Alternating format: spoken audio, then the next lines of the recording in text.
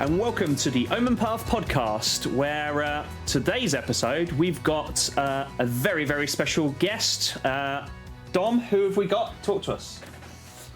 Hello, everyone. Yeah, today we've got Baz from the ShattergangEDH. How you doing, buddy? Hey, folks. How we doing? We're Lovely to be here on the brand new Omen Path podcast. Yes, loving the name. Yeah, it's been. Thank you very much. It's been far too long in the mix. We should have definitely had you on earlier than this, but glad that you're on, and glad that you're on for the Omen Path as well, and glad you love it as well. We're liking it a lot as well.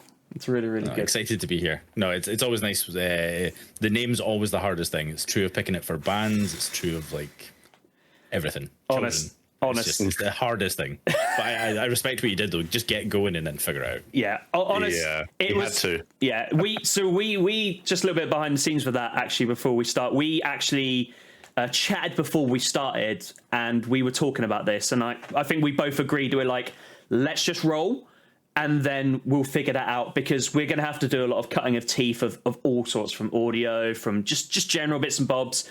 Let's start putting something out there, and then we can start to improve, mold, and find our thing effectively. So, but yeah, we got there in the end, and absolutely love it. Although I'm still convinced, it hasn't happened yet, but I'm still convinced I'm going to go to sign into the podcast and be like, "Welcome to the yet to be named Magic the Gathering podcast." It's gonna happen. Yo, 100%, 100%. It's like that January 1st. Like, it's still 2023. Yeah. Particularly when you like back in the day when you'd sign when you'd hand over a check or something, they're like, nah, we can't take that. And you're like,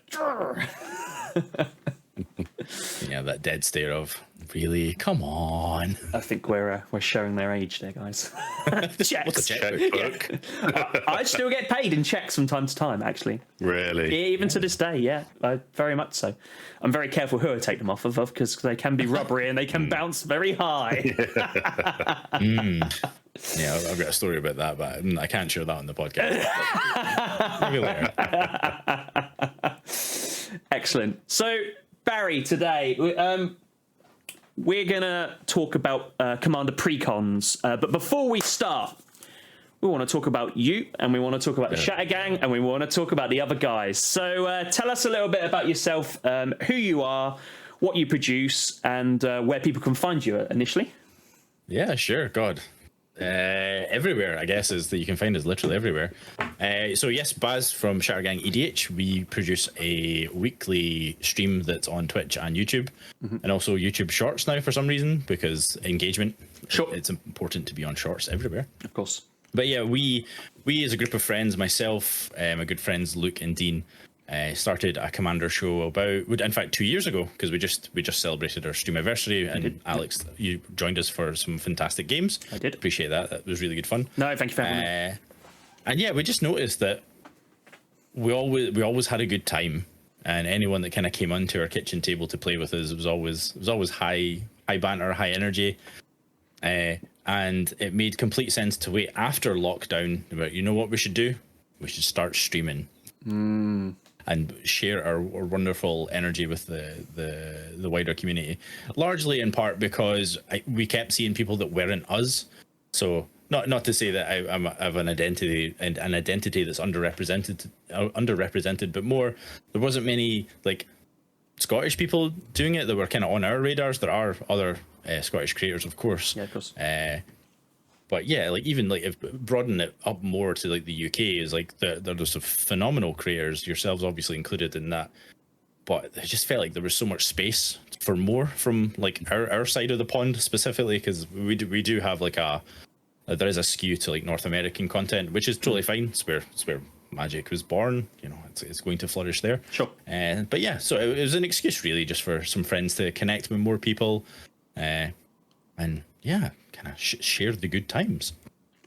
Yeah, if there's one thing I've definitely noticed since interacting with you guys, I've been on the stream a few times and all that sort of stuff, is your community is a very good, special community. You know, I know obviously we've sort of hung out just off streams as well. Obviously we've been, at Barca, Amsterdam, and even the Command Fest and things like that. But the thing that I always find amazing about you guys, is your community around you and how they always pull together, even at these events, and they're so cool to hang out with. It is, we always we speak quite a bit on the pod about Magic is about, well, definitely for me as well, Magic is about the gathering. And as corny as it sounds, I truly believe that. And I do feel like there are lots of good communities, do not get me wrong, but I definitely feel like, say, your community is very welcoming, very open, and just really good laugh. Like, we always have a good laugh and a good crack whenever we all get together. It's just fantastic. Yeah, no, I appreciate you saying that. It's certainly something I feel as well. Like, we are completely by accident, quite frankly. We've just, I'm a firm believer of like good people find good people. And one of the kind of key objectives I had when we started is like, we're busy adults. We're not going to be able to saturate the market. We're not going to be able to saturate any streaming platforms with giving ourselves multiple days worth of streams every week. Yeah. Realistically, if we hope to grow and I don't know, achieve anything, not that we have any lofty goals, spoiler alert, we have to have good people around us. So, and that was why when it came to like the infancy of the idea, I really wanted to do it with my friends, because 100%. it is one thing to, and it's one of the things I love about our stream is that because there's three of us, there's always a space for someone else, which I think there's like, I'm sure there's something very profound in there that's completely accidental, but it is that whole, there's kind of like that comfort in numbers, like inviting someone to your table and inviting someone to like your community, maybe starting to let away them a bit of a micromanager, but it's like the internet's a really weird place, and I'm of an age where the internet started as a beautiful thing, and I do think it is something very precious that's turned quite sour in a lot of ways. But if you put enough energy into a space, into a community, it can be something super cool. So that's kind of where I come from in terms of community building, because that's something I do outside of my real job and other things like that. So I brought that to Magic because it's the hobby becomes the community, and then it becomes something cool. So the credit absolutely goes to all the people in our community, quite frankly. They turn up every day, we chat, hang out, be pals. Yeah. And then, like you say, we go to events and we do the exact same thing. It's just honestly the best time. You mentioned Barcelona and Amsterdam. We spent most of the time actually just hanging out and chatting to people rather than actually playing Magic, which is quite strange, but also kind of wonderful. It's very weird. Me and Dom have spoke about this many a time. Like Barcelona was a prime example about it. We didn't play a single game on our first day, and bear in mind, you go to these conventions to do these things. You know, it's not just, you don't go just to play, but primarily you are looking to play the game we love. And it was just this really weird position. It is very, very funny. But just touching back on what you were saying earlier about sort of, the best thing to do with your friends and that sort of stuff. It's like, I felt exactly the same, particularly with the podcast. You know, I went to a friend, asked if they get involved. They said no, so I got Dom. Do you know what I mean? So it's top of the bomb. Well, but no, in all seriousness, when you do something with your friends, it's the same as in real life, and it doesn't matter whether it's if you go for a kick around with a football, go play some pool, bowling. It doesn't matter what it is. You go do it with your friends. You're going to have a great time. And I've always felt personally, whenever I've dropped into the stream, and definitely whenever I've been, and even in real life when I've been with you guys, that friendship really shines through, and it is. It is inviting. It's like a large, it's like a large hug coming towards, just like, come join us, and it's so like easy. A warm haggis.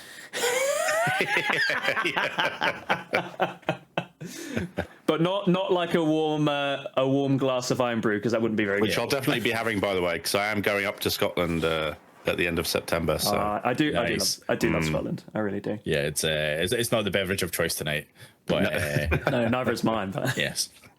But yes, that's our new catchphrase. The haggis is warm and the iron brew is cold. Yeah, love it. Absolutely love it. So, Shattergang, where did that name come from? Oh my god, I'm asking you all the questions. No. It's a perfectly fair one. Quite honestly, it was one of those classic, like, trying to find something that's on brand that isn't overly used. Yep. Because I'm still mad that Ristic Buddies was taken, quite frankly. Oh, I was so excited. It's like, we're gonna, like, Dean, we're going to call it this. It's going to be great. we've gone through that. Yeah. For sure. Every time it's like, what about this? I Google it and I'm like, oh dear. Yeah. Unfortunately, Dom does a lot more due diligence than I do, because I'm like, Dom, I've got it. I've got the name. And I've done a little bit of like light searching, but I've just been excited, and I've just been, I'm like a Labrador with a tennis ball, and I'm like, Dom, this is it. This is what it's going to be. And he'd be like, nope, send me a link. And I'm like, no. It happened too many times, but it happens, and you know what? It's just the nature of the beast. Like, sometimes it's just you're the Shattergang, and sometimes you're ShattergangEDH. You know, it's that's what it is. But yeah, honestly, it was really just kind of getting into the lore a little bit, and Shattergang was always a card that was intriguing to me. Mm-hmm. Granted, it's not as powerful as it used to be. It was one of the boogeyman cards of the day, and it just happens the Shattergang are 3 brothers. Yeah. And, you know, it was like the more I kind of read into the lore, like they're on Ravnica, I was like, well, we kind of, our first like real set that we all played together was when Guilds of Ravnica and Allegiances. So I was like, it kind of fits, and it's kind of like, it rolls off the tongue well. And yeah, and it just kind of, there was nothing profound about it at all. So this will be the theme of any questions that you ask me. There's nothing profound. It's just, it felt good, and it stuck. But what better reason and what better way of dealing with it? You know, there's no point. I think sometimes you can force something too hard, and, you know, for whatever reason, it just doesn't work. You know, sometimes you just mill it around. I mean, like I said, we had it plenty of times. We milled around plenty of name, and you get to the point when you're like, it just doesn't work, or whatever like that, and you make your decisions. Doesn't sound right when you say it, or something like that. Well, I'm looking forward to the podcast formerly known as Omen Path. So yeah, just like these things evolve, as you say. Maybe that's what I do. Maybe we rebrand every 9 to 12 months and just be done with it. Nice. Yeah, every set, just do it every set. When the story arc ends and they all get closed, all the portals get closed, we'll have to rename them. Yes. That's a good point. That's a good point. That's a very good point indeed. So, what about? I know exactly what you're going to say here, but what about plans for the future? Where can you see Shattergang EDH going forward? What would you like to do? And also, I'll just strap onto that one as well. If you could have the one guest that you could invite on, who would that person be? Oh, jeez, oh. So I love a bit of low hanging fruit. So thank you for the kind of the easier end of the question at the start. Honestly, we're just kind of going with it. Like, we're all working professionals. None of us have any plans of dropping our day jobs, largely because of mortgages. Yep. But yeah, we're just kind of, we're growing naturally. Like you mentioned before about our community, I think a lot of what's special about what we do, if I can sound like I'm kind of tooting my own horn a little, is that we have a lovely community, and I don't think that persists in a situation where you go really fast and everything changes, and you're kind of chasing I don't know, aggressive targets. Sure. If I can corporate language it a little. So I don't know, and I think it fits well for us because I'm a little bit more familiar with like content creation and developing brands in digital spaces, and I don't want it to be the case where Dean and Luke feel like there isn't a way to kind of participate and all the rest. It's very much a kind of grow together sort of situation. That's the aim. As I said before, want to do it with my friends. Sure. But in terms of where we're gonna go, like, as you might probably already know if you've tuned into the stream, and if you've been in, like, we've been talking for 10 minutes and I just can't shut up. I really enjoy doing the in-person content, particularly like the interview style. Low key, big fan of Alan from Mental Misplay. Yeah, his stuff is great. I can't get enough of his Vox Pop kind of hot mic stuff. Like, I found that I quite like doing that type of thing, and it's very easy to edit, which is very convenient versus like a three hour long in-person gameplay. God, yeah. Not least of all, and this isn't to throw shade at anyone, but I think it's fair to say Commander gameplay is very saturated particularly on YouTube and whatnot. So I'm not sure where we can stand apart in a kind of meaningful way to kind of well, we're lovely people and we have a lovely community, don't get me wrong, but that is true of lots of creators. Like I can name like 100 off the top of my head that I know are just fantastic people. So that's kind of where I'm at. Like as part of my day job, I do a lot of like talking, I present a lot, and that's translating well into some of the content that we're doing, and we will be doing in Command Fest London when we're there at the end of the month, or in September, depending on when this podcast airs. Sure. Thank you. And then, in terms of guests, I honestly don't know. Like so something that I really like about what we do is we have guests from kind of like all corners of the community. So we'll play with people that are like brand new to Magic, brand new to Commander, or we've been very fortunate we've been able to pull in some big names, and next month we're going to have some even bigger names, which I'm really excited about. But yeah, I don't know. I don't have a name I would pull out to say this is who I definitely covet to come on the stream. That's why I asked it, because it is one of those things like either people have got it or they don't. Do you know what I mean? Yeah. It's one of those things. It's very difficult. So the reason why I asked this question, actually, is interesting, you know. So Will Hall asked this of us, actually, and it was so on the spot. It was like, and you I'm know, not going to do the same and be able to say, oh yeah, here's all the contacts I can give you. It's like that. if there's a man that has, or anyone I know that has the contacts, it's Will, and he's just so generous with his time and contributions towards everything. It's an incredible guy. Hi, Will, by the way. Will Hall Experience for anyone that's asked, that doesn't know him. That's why I kind of like to ask it, and I thought to myself, you know, you'd be the perfect person to ask, because you're in that sphere, and you know, like you said, you guys are free and you are always looking for a fourth, and I thought that'd be interesting one. The problem is there's a lot of interesting people within the Magic Gathering community. It's a very, very difficult one. You know, I've had longer to think about it. I would quite like to play with CGB. Of all the content creators that I watch regularly, I do watch his stuff every day, so I'd be really interested, particularly with like his Commander show, like the worst possible Commander with his friends. Yeah, I feel like we're trying to hit like a same vibe, so I feel like that would be like a good balance of personalities. Like I feel like that would be cool. But yeah, like I worked in hospitality for so long, so I know that if you get talking to people, you know, everyone's kind of got an interesting story. So you know, that's why I like just pulling anyone on. It's like, oh, I don't have a webcam. It's like, it's okay, we can figure it out. Come on, it'll be great fun, you know. Let's make a story.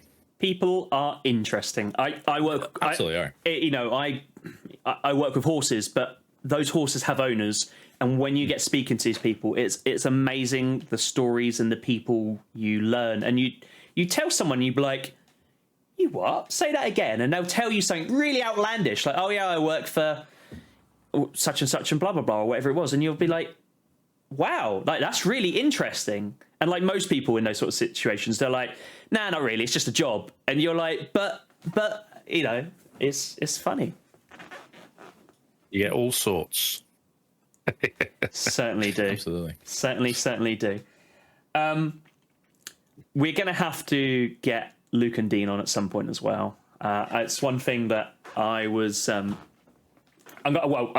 when I see you guys towards at Command Fest, I was definitely going to have a chat with them at some point as well, because I always feel like it's the same as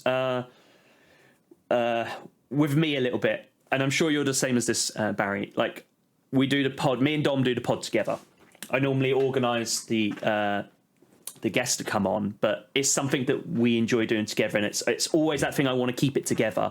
So whereas sometimes, because I do a lot of this and I reach out to people, it can feel like you're the face of, but that's not how I want it to be. And I'm always saying to Dom, I'm sure he hates it, but I'm always like, what do you want to do? You know, can we do something differently? Is there something you don't like? I'm always after his input, you know, like a Labrador looking to his masters, like, what can I do to change things? But I believe in it being, it's a co-thing, and I'm sure you have that feeling with those guys as well. You want to make sure they're involved. Although we're seeing from this, what are we, sort of 20 minutes in, and poor old Dom has barely said anything because I just yep.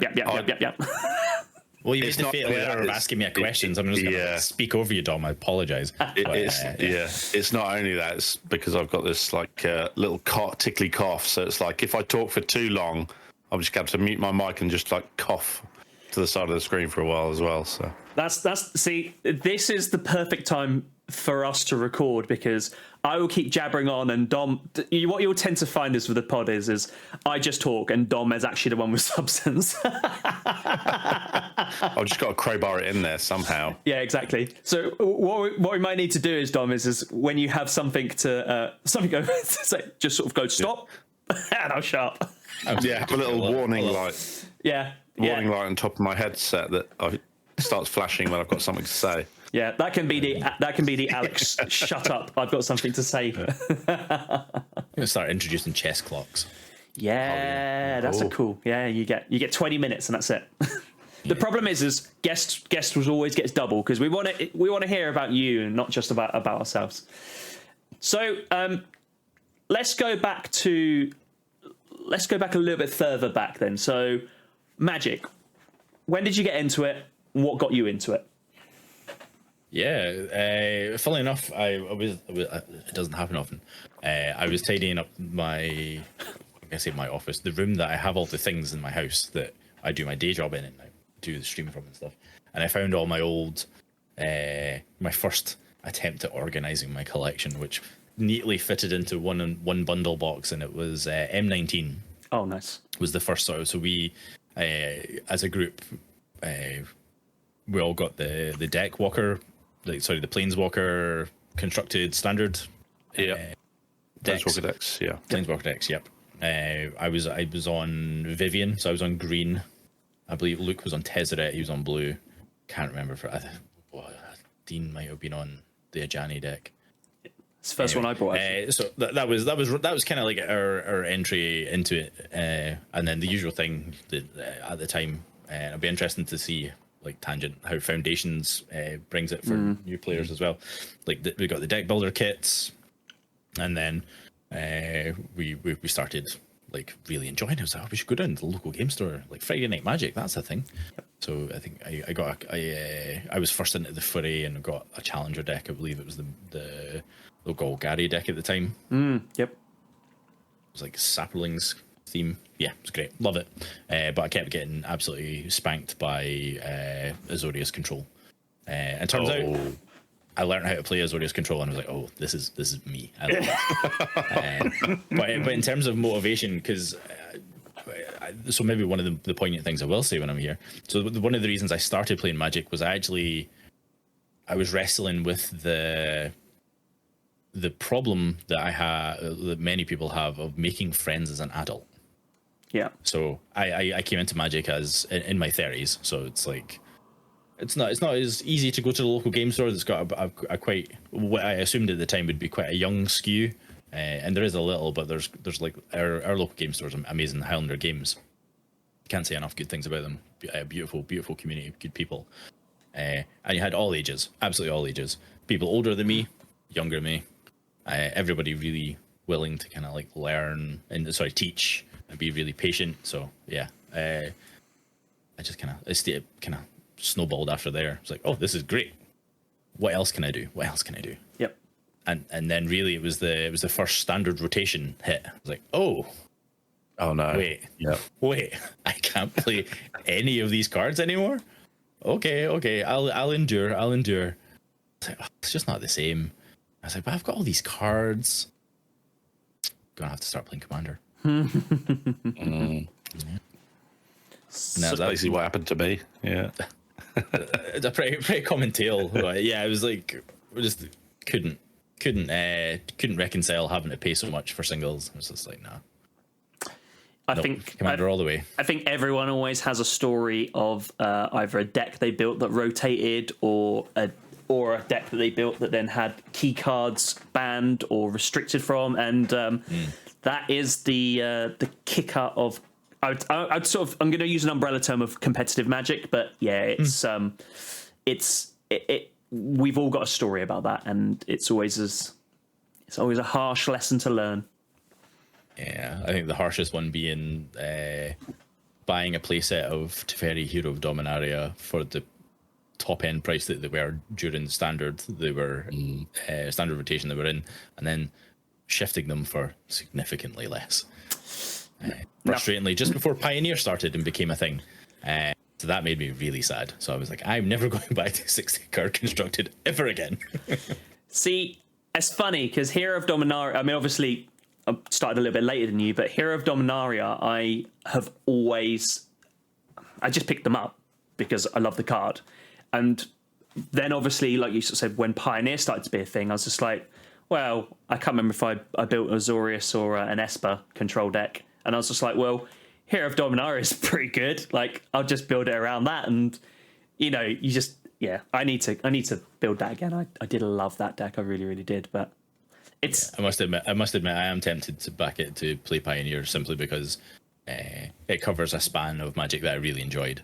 Yeah. And before I parted ways with Standard, I was an Esper control. Yep. And it's still my favorite wedge. It's still my favorite way to play Magic.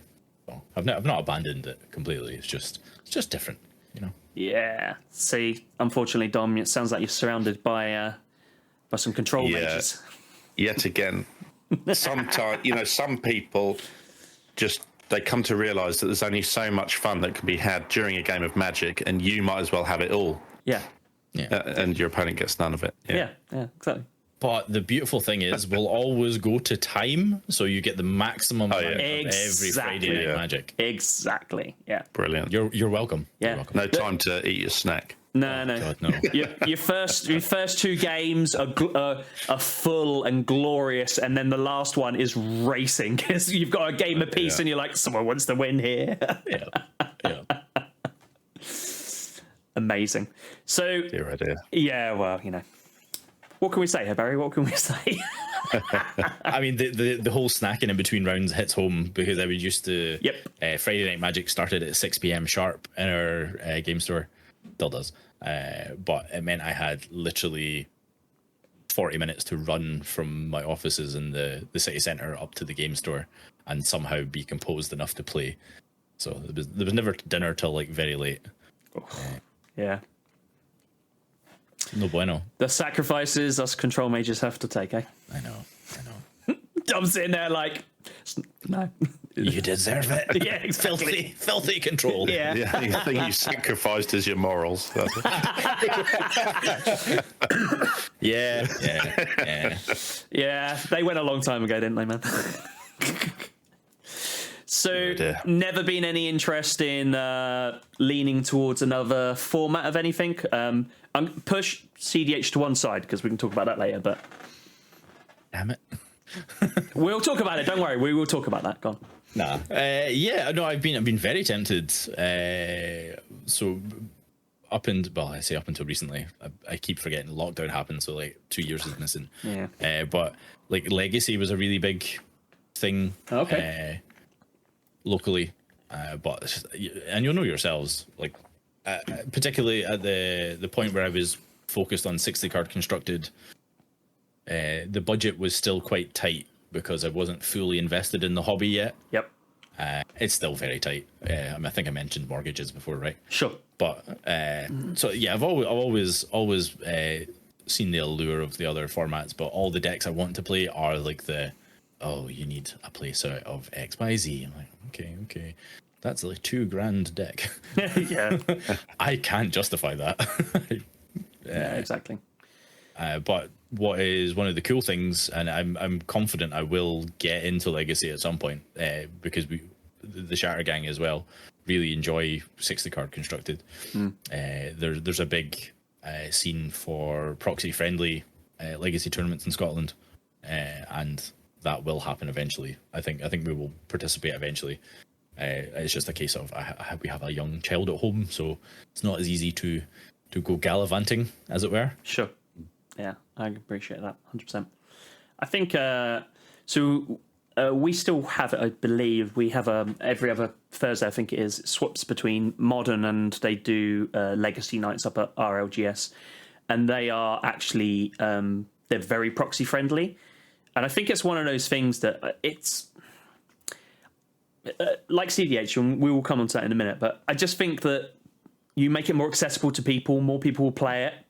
The more people play it, the bigger the scene, the better. And I think it's one of those things. I know why LGSs have to be very careful with proxies and that sort of stuff, and I get it, but I just think you help you grow a community like that, and I think it's a positive, not a negative, a lot of the time. I think having a way to try out a deck to see if you like it, if you're going to invest that much into it, is quite important. Because otherwise, without that, you might never build that community to begin with, right? Yeah. The last thing you want to do is to invest in whatever it is. Let's just say a modern deck, one of the top 3 modern metas for whatever reason, and then you start playing it and you go, yeah, I don't like this. I don't like ban the cards. Or or they ban the cards. Yeah. But it is that'd be good. So that's always a nice position to be in with things like that. But okay, so what I'm hearing from that is get ready. We're going to be seeing some Shattergang legacy content. I mean, maybe who knows?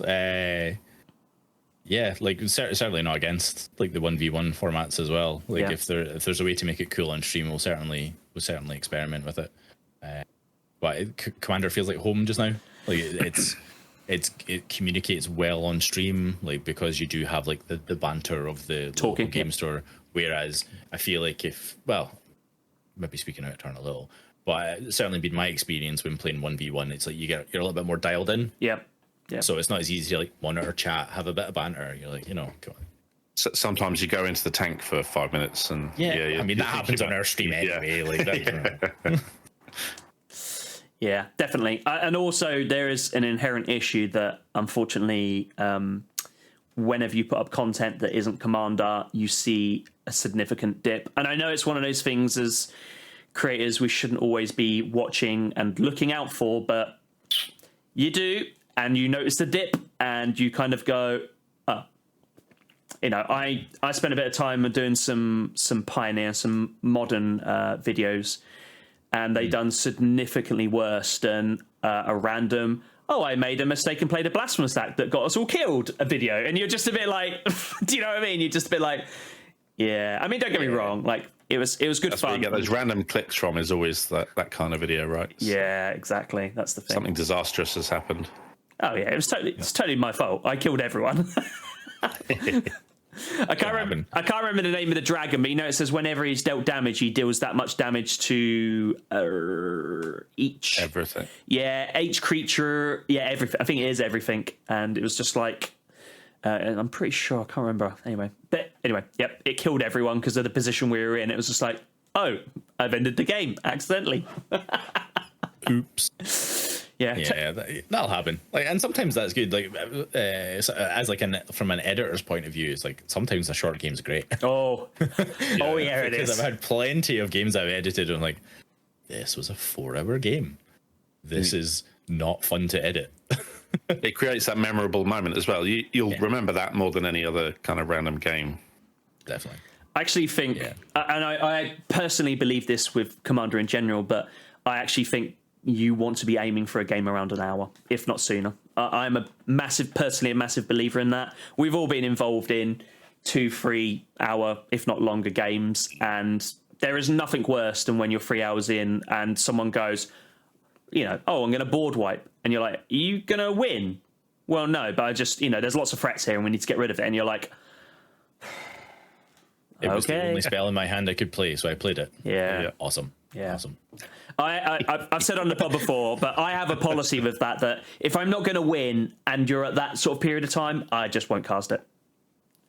I sandbag stuff all the time. It's just it's something that comes up in conversation at our end quite often, as it would, because it's pertaining to like creating for entertaining people. So often when we're building decks and balancing pods, as you'll both be aware because you've joined us on stream, we do make a lot of effort to try and balance everything out. So there's, of all the things we can control, we try and make sure that there is some semblance of balance, which is impossible in EDH, obviously. Yeah. Unless you're taking off all the power level and just going full throttle at the top end of stuff.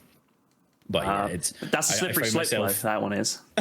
The problem is real. The problem is, and I've always thought this about Aegis, and this would be for another topic for another pod. But as soon as you take away that top echelon of power, the next level down is the top level of power, and it just cascades down and down and down and down, and it never stops. And that's, unfortunately, you see that a lot. Like, I think Modern is a great example about where you see that. But we recently had a chat with Emma Partlow, and we were talking about Pauper and how actually that kind of manages to avoid it a little bit, which is really nice and it's really refreshing. I don't know if you played much Pauper before, Baz? No, and it's actually, as soon as you mentioned it, I was like, we've done Pauper EDH, and that was honestly so much fun, especially from a brewing point of view as well. Yeah. It's a really lovely palate cleanser, and it's actually really, really fun. Yeah. I think being able to have any uncommon creature as your commander just opens up so many options, right? Absolutely, and the uncommons can do bananas stuff. Yeah, really, honestly, it's unreal. It kind of feels like draft in that sense, where it's like, well, the uncommons kind of like where it's at. Yeah, signpost cards are signposts for a reason. It's normally because they're pretty good, and you start building around that, you'll get natural synergy quite easily. Yeah. So I could see myself playing Pauper. I have a Pauper EDH deck, and it's just a case of time to play it. It's very narrow. It's not as easy to guess to play specific like variants of EDH. Sure. But it's something we've dabbled with, and we will return to again. But Pauper itself has like 60 cards. No, I haven't played it, but I'm keen to. It just looks great fun. Yeah, it is. I think probably the best bet actually would probably be maybe at one of these command fests or something like that. Like I'm sure Emma would. She normally brings a few knocking around, and just playing some. So I sort of said this to her, and I didn't want to cause any offence, but actually she agreed. I actually think Pauper, to me personally, is like watching old Pro Tour footage. Okay. And it's because you always watch it and you're like, this is really powerful. It's good, but it's not it's very synergistic, but it's not power like we see in Modern or even Standard today, or definitely Pioneer. There's some old commons that wouldn't even be printed. No, yeah, rare today, like Lightning Bolt and this kind of thing. So yeah, that was the one thing that really surprised me when I was looking the journey of brewing. How many things were legal in Pauper. You're like, oh damn, that was printed at Common. Oh, and then the discussion starts off. How far are we pushing Pauper, Commander? It's like, because this is legal. Yeah. So yeah, it's cool. Honestly, I'm a big believer of put a deck in my hand and I'll play with it. Yeah, 100%. It's just about there's your short. It's just about playing, really, isn't it? Speaking of which, I think we're going to be discussing some precons, aren't we? Yeah, let's get on to the meat of the subject. So, like myself, Baz, I know you're a massive EDH fan and predominantly play it. So we're going to talk about precons. First of all, what's your thoughts on precons? But both of you. But Baz, you go first. What's your overall thoughts on your precons? Do you think they're a good thing, bad thing? Let's start this ball rolling from there. Yeah. Honestly, I largely have only positive things to say about them. Mm-hmm. I'm going to preface it with saying I don't think Commander's the right way to learn how to play Magic. I agree. But a precon is a very, very good way to kind of give someone a deck to play with. It's got probably more recently it has a defined sort of like game plan of what it wants to do, and it is that balance of new cards that are unique to precon. So like there's a bit of fairness in that to new players because no one really knows what they do, but there's obviously the well-established staples and whatnot. You kind of know what to expect with it. It's easy to balance a pod to play together. Yep. Ish, yeah. Obviously, there's the premium decks and like the cheap sort of like starter commander precons as well. But for the most part, yeah, I think they're. I don't want to say they're the perfect product, but pretty bloody good. Dom? Yeah, I mean, I agree with everything that Baz said. So I would say not all precons are born equal. There's normally when they do a release, there's normally one deck that commands a higher price because it's got more powerful cards or a particular reprint. But generally against each other, they're all fairly well balanced when they come out as a release. So they're a perfect starting point. to play Commander, but like you say, learning to play with Commander is a bit tricky because there's too many cards, effectively. I mean, I would definitely voice everything both of you have said. I know we've basically just gone a triangle of agreeing with what Barry said, but it's the perfect truth. I mean, realistically, I also voiced the same as yourself there, Barry. I don't personally think Commander is the place to learn Magic the Gathering. I think you can quite easily transition, but I think to cut your teeth, I personally think starter kits are perfect. If you've got a friend that you're interested in learning, a starter kit is perfect. I know a lot of people say Arena. I personally, Magic is about sitting in front of your friend or another person and playing the card game.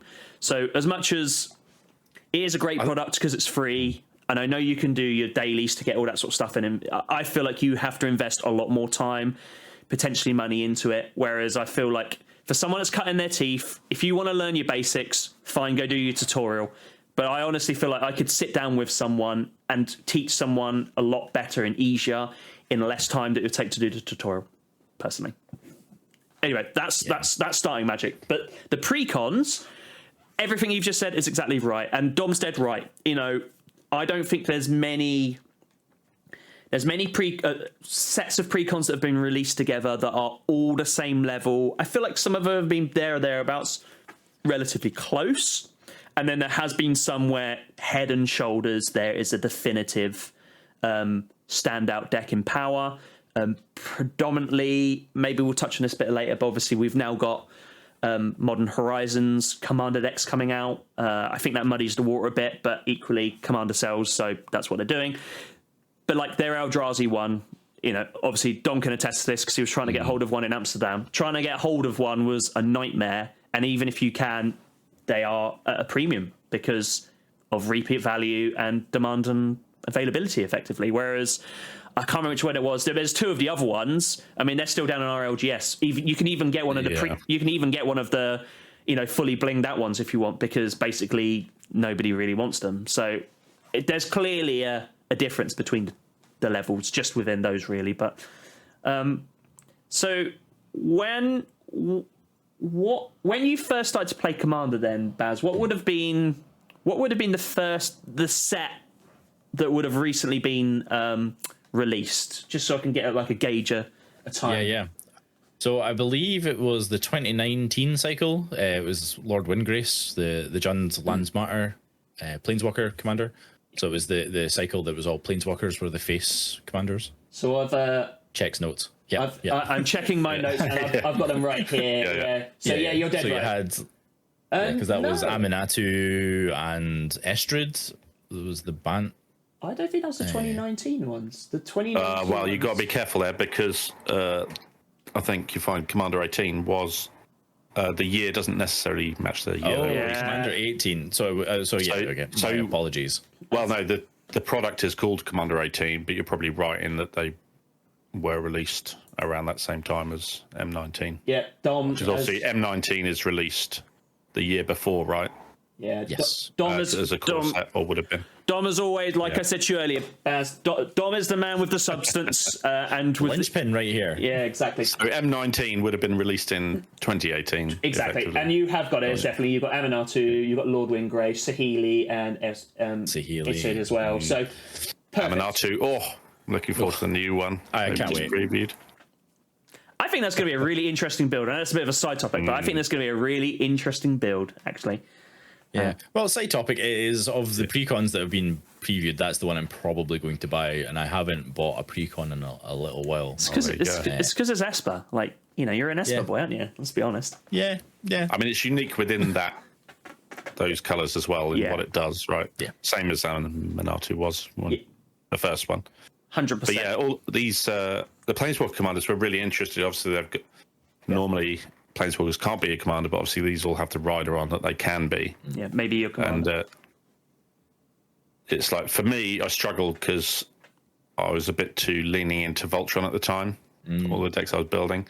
It's like whenever I played one of these Planeswalker commanders, I just kind of failed. Whereas shout out to Tom. He just managed to build them all brilliantly and slap everyone with them every game. So it's one of those things. I just can't not have a commander that can hit people. Fair. I've kind of got away with it. Some of the more recent Planeswalker commanders, like what's the one we're going with D? Dahada. Dahada, yeah. That creates treasures, super powerful. Yeah. And also Tasha, the Witch Queen, as well. Another great Planeswalker commander. Those two I've got on with, but these original four, for whatever reason at the time, they just didn't really click with me. But they're certainly unique in what they did. And Law Windgrace is still, really powerful. Yeah. Very good. Very good. I've been flirting with the idea of rebuilding it. Not necessarily feeling nostalgic, but I have like a lot of Jund cards that don't have a home right now. Mm-hmm. I don't have a Lands Matter deck. I'm like, because that's how I like to brew. I like to find a keyword or a strategy and brew around that. Not necessarily in the color pie or wedges. Although it does tend to be an Esper. I'm not going to lie. I'm not going to come on your podcast and lie. Sorry, lads. But I'm a firm believer of like you kind of just you have an affinity for certain strategies. Like I don't particularly like equipment or Voltron. I don't seem to be able to play it properly. Quite frankly, it's honestly tough because they're trying to rectify it, aren't they, with modern designs where actually when you play the equipment it equips automatically to a creature, or it creates its own creature, much like the old living weapons used to back in the day. To try and get around the fact that it's like, whilst an aura goes to the graveyard after your creature's gone, right, the equipment sticks around, you can re-equip it. That's the main thing. But initially playing that equipment and then paying to equip it, a lot of people struggle with. You're basically, while you're doing that, someone else has just played a huge creature, and you're like, oh dear. So it's the interaction points that it creates as well. It's like there's a couple of points of priority that goes around where you're like, you can have you have your colossal hammer, whatever. Yeah, move to equip boots. Oh boy. In response. Yeah. It's happened to me too many times. Or the big blowout where you go for the big swing and they're like instant speed removal. You're like, oh, okay. There is a particular piece of equipment that I enjoy. It's called it's the flail, where opponents can't spells on your turn. That's great. Conqueror's Flail. Yeah, that's I right. think that is right. Yeah. Well, although I said I don't really like Voltron. I only played it for a very short time because it was a little bit disgusting. But it was Zergo Helm Smasher. Oh, so I was indestructible on your turn. Yeah, isn't he? Yeah. I really just wanted to play World Slayer. I found that was a card. I was like, oh my god, I need to build this deck. It's disgusting. And then people didn't enjoy it, and I was like, oh, okay, I understand why, and that's okay. But yes, of all of the, I know we're flirting with the discussion around cEDH, but I really want to build Godo. Godo seems so much fun. Godo's interested. There's a win con in a few of my equipment decks, just because you go get the helm right. It's like it's a classic. Isn't it? Yeah, it's a classic, isn't it? Let's be honest. It's a fair deck with Helm of the Host. I can't tutor for Godo. I have to naturally draw it. Yeah. It's just one of those classic win cons in red, right? It's great. It's just I've had it described to me as like it's like the drummer of EDH. It's like you just have to count to 13. You just have to get to 13 mana. Yeah, pretty much. Yeah. So did you? So you obviously picked up this original Amanatu commander deck, did you? Windgrace. Yeah. Oh, Windgrace. Yeah. So but bought it in my local game store, and it was really just to get playing Commander. Like Sundays is Commander at the local game store. I just really wanted to participate. I didn't know enough about the format to brew something. Still very new to the game. Yep. So I was like, you know what? I had great success with the Challenger deck. I actually feel like Precons are like akin to Challenger decks, especially now when they're a little bit more defined and focused on what the deck actually does. So that's kind of where they are in my headspace. But it was like get into the game, start playing, and then just like before, upgrade it as I could as I learned more about the format, more about what cards are good in Jund. Turns out there's loads. And lands really important, really powerful. Still really powerful in Magic. Yeah, certainly is. I think that's the one thing. I think I think most Commander players have had a bit of a flirt with whether it be landfall or sacrifice land and bring it back, or like you win grace or whatever, that type of stuff. And I think it's very it's very quick to learn how powerful it can be. It's definitely quite a powerful. I would say it's over pushed, but it's definitely powerful. But equally, this comes back to something I talk about quite a bit. I do think that people need to be running more permanent / land destruction, and I'm not saying everyone needs to whack Armageddon in the deck, but simple things like Demolition Field, Field of Ruin, or even Generous Gift, like gives you the option. And the problem is the examples we were using is when we were talking about bans was you've got things like Gaia's Cradle, and that is such an advantage. The problem is a lot of people shy away from it because people don't like their lands being destroyed for obvious reasons, but it's an important part of the game, particularly in Commander. And I do think it's something that there needs to be at least one, if not two bits to deal with that type of stuff. Because look, I've been guilty of this. My Gaia's Cradle goes down, and the advantage it can give you, particularly in creatures, is just like amazing. When you're tapping for 5 to 15 forests, you're away to the races. You're paying your big payoffs or your big X spells, your Hydras, anything like that. Like, the advantage is incredible. And actually, when that type of stuff goes down, people do need to go after it. And if people get salty for it, well, that's up to you, my dude. Like, if you play powerful cards like that, people are gonna go for it, and quite rightly so. Yeah, there's definitely. I honestly completely agree. Largely as someone that knows how to abuse things that you can do with lands. Yeah, exactly. Like, I had a hard lock on my mono white deck where it's you animate one of the shapeshifter lands. The snow lands. And then there's the triple pip book. Yeah, it's the Book of Exalted. Book of Exalted. Thank you. Yeah. I love that one. So your opponents can't win the game and you can't lose the game. You're like, well, it's something that's on my land. Can't destroy the land. It's not an aura that's enchanted to the land. So I mean, you're not going to see that in every game. Oh, it's no. Probably an edge case, but it is there is a permanent on the table that is important to deal with. Not least of all, like green, particularly in casual Commander, very, very powerful. Predominantly ramps by putting additional lands on the battlefield. Ramp. And how do you keep pace with that? Because the equivalent could be the more sort of premium mana rocks and things like that. And you're like, well, they're not the same. It's like, but when when you zoom out to the picture, you're like, well, your green, particularly your Simic players, like Simic bullshit, I think. 100%. Like how do you police that? The control player coming in now, but it's like how do you kind of catch up? And quite frankly, land interaction of some description is required.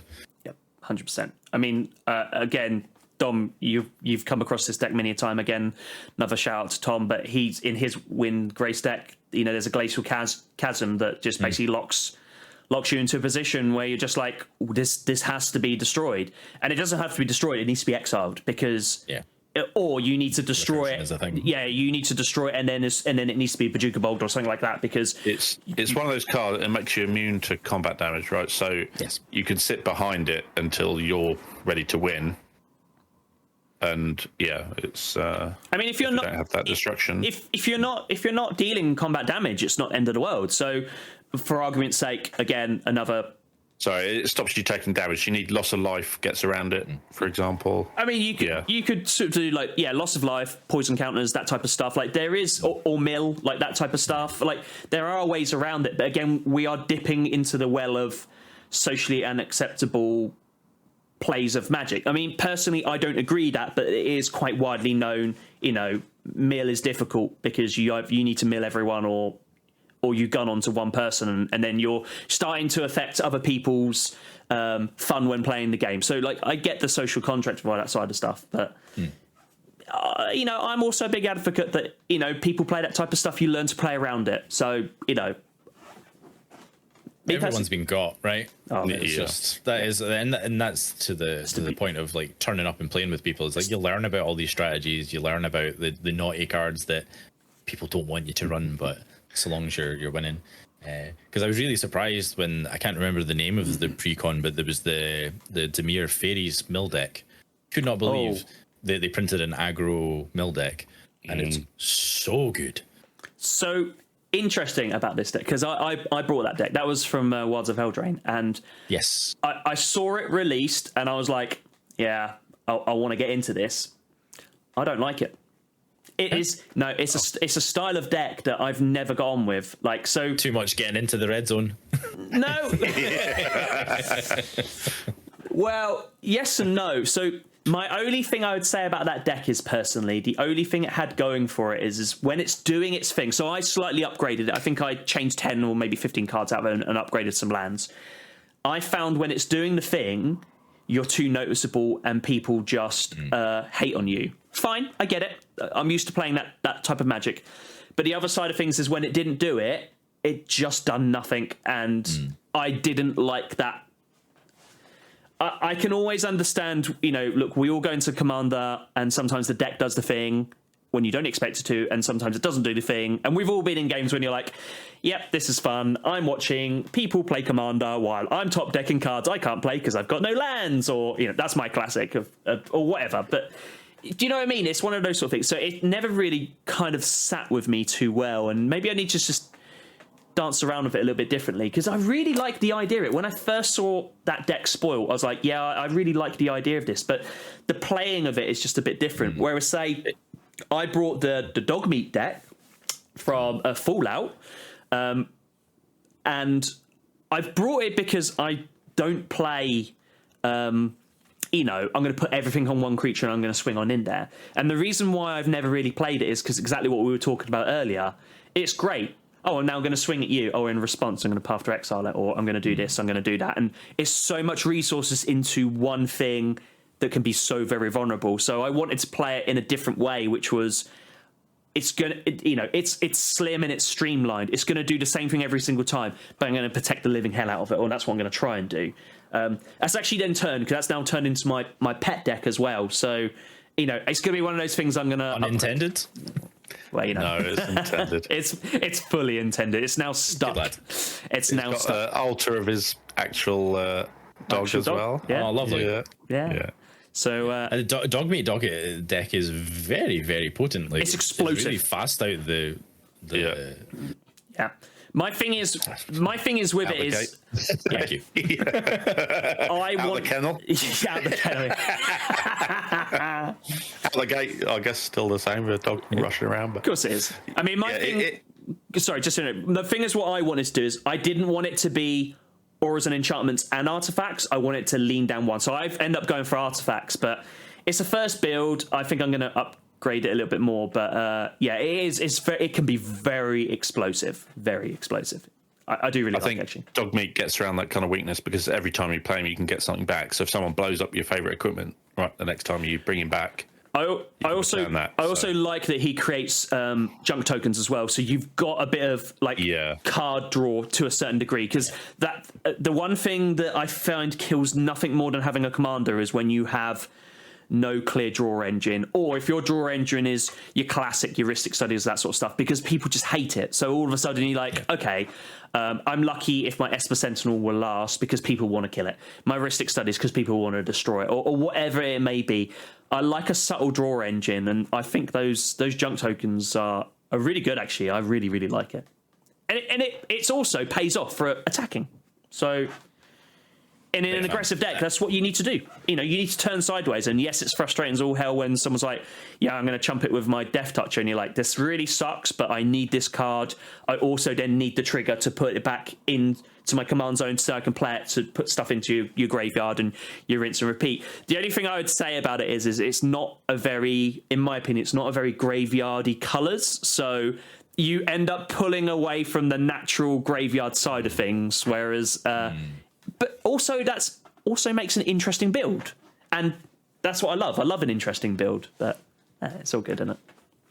No, I'm a big fan. It seems to be something that's becoming more apparent in like the modern cycle of precons, modern as in the in recent years, The newer one, yeah. where they're encouraging combat, because what I find a lot is, particularly in older precons, everything gets really kludgy. Everybody's got loads of things, and you're like, there's no good attacks. Like, Even someone having has to board wipe, and it's like, nah. some of these, they don't really have a win condition. Yeah. Right. It's like the win condition the of board. precons like create 13 tapped zombies. Yeah. Board gets swiped. Okay, I'll flash it back. Create 13 more tap zombies. Board gets wiped. Oh, I can't actually win anymore. I mean, it's a big thing, that is, isn't it? And, Yeah. And I think sometimes that can lead to these scenarios that we were talking about earlier, which is you're then looking at your 1 to 3 hour games. I think goad is a huge aspect of that as well. Yeah. That actually forcing people to attack as well just speeds up the game. You know, even incidental little chips here and there actually bring the game to a conclusion a lot faster than it used to anyway. Anything that can get us away from the random rolling of dice to see who to attack. Big fan. Yeah. I never really like that, because the problem is it's supposed to be one of those, it's a fairness thing, but actually what I find inevitably ends up happening is you don't attack the person that actually needs to be attacked. Now look, I'm not the best at threat assessment. I hold my hands up to that. You don't have to be when you are the threat. Well, I would say with Voltron especially, there is a set order that you should kill your opponents in.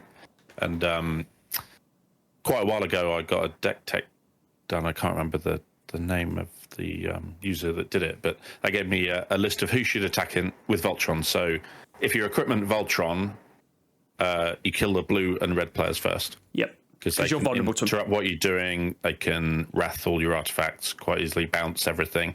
So if you don't know, look at the color of their commander, and then that will allow you to make that decision.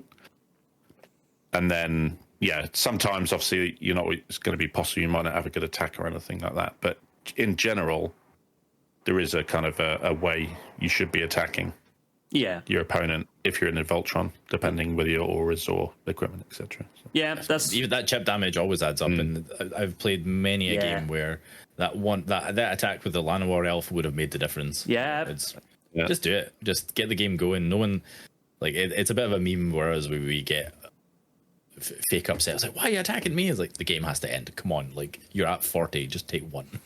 Yeah, just a tickle. Yeah, just exactly. Just a tickle. It's just a poke. So I do want to talk about the more modern ones, but I just want to go back to some of the older ones. So I think we can probably all agree that, say, some of the earlier precons, understandably, were maybe not quite as refined. Their synergies were either a bit foggy, mixed, or I personally find a lot of them, they're a bit more, you've got 3 ways of winning, more so than nowadays, where it's kind of you have a way and there's almost like a secondary, which I actually prefer.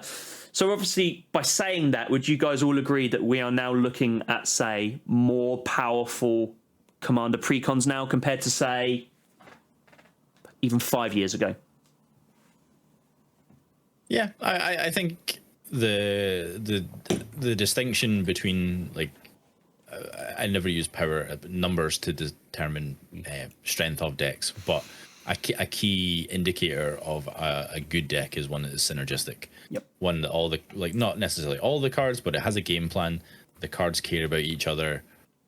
Value engines can be established because everything synergizes. So by the nature of them being more focused, yes, I would absolutely say they are more powerful in that regard. Dom? I would say even the mana bases makes a big difference. It's like spoke briefly before this about the 2017 commanders, right? So you've got Edgar Markov. There'll probably never be a better vampire commander than that. You've got the Dragon. There will never be a better dragon commander than that. Or even Arrow, wizards. Yeah. Even now, you could probably wizards. There's been so many wizards printed since then. That's probably the best wizard commander, right? But whilst those commanders are really, really powerful, if you ran one of these out of the box against a modern precon, you'd probably end up losing, because even these were kind of split in their themes, and all the lands were tap lands. Yes. Right, so you'd never, you're off to such a slow start. Whereas actually, some of these more modern ones, they're just really good, and especially the 2 or 3 color ones. The lands are a lot better. Yep. They come in untapped a lot more, and it just flows a lot better, the gameplay. And they are trying to kind of, I think, the game has sped up, and the precons have followed. Yeah, absolutely. What I would say about the older decks, sorry, Alex. No, I feel like some of the card quality is still at a premium in the older decks, because you had like your Cyclonic Rifts, your Toxic Deluge, like individual cards, very, very potent, and still potent. Yep. We had 2019 was the year of the Dockside, for example. Things like that. Love it. So individual cards, super powerful.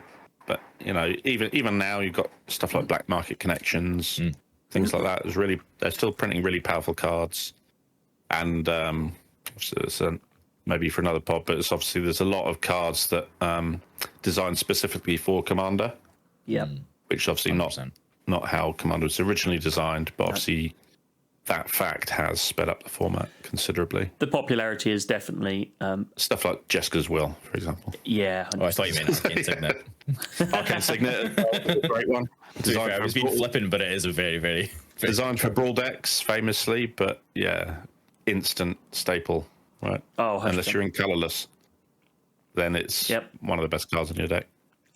It's if there's 2 cards that's normally an auto include probably in all my decks, it's a Soul Ring and it's normally an Arcane Signet. Unless it's like a monocolored, then I might not. But to be quite honest, if it's 2 or more, there's always an Arcane Signet because it's just phenomenal. Like 2 mana rocks outside of green, you just throw them in there. 100%. Yeah, 100%. You have to have a very good reason not to.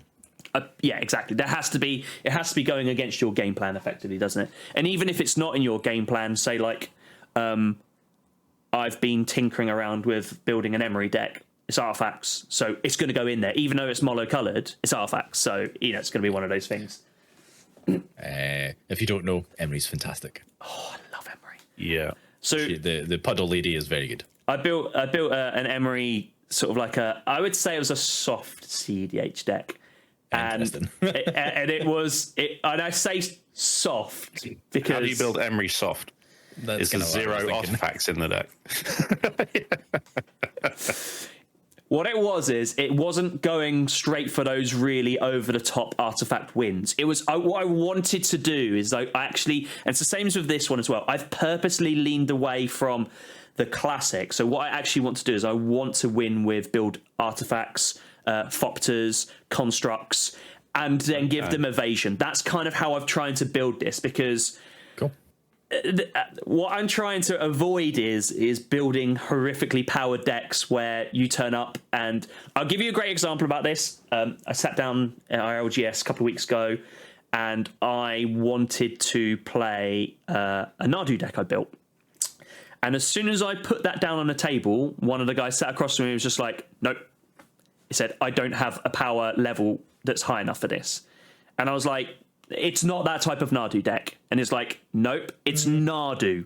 It's gonna be high level. And I was just like, it's like Urza. It's like, well, yeah. And I think that's the ultimate thing. So I'm trying to. I mean, you guys know, I love playing with power, and I'm trying to lean away from it because what I'm finding is I'm building these decks, and I'm probably only playing at 1 out of 6 games because either people.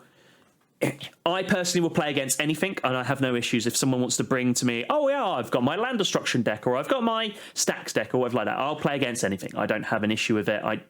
I don't think there's ever been a time, or I like to think there's not a time when I've stopped someone from playing the deck they want to.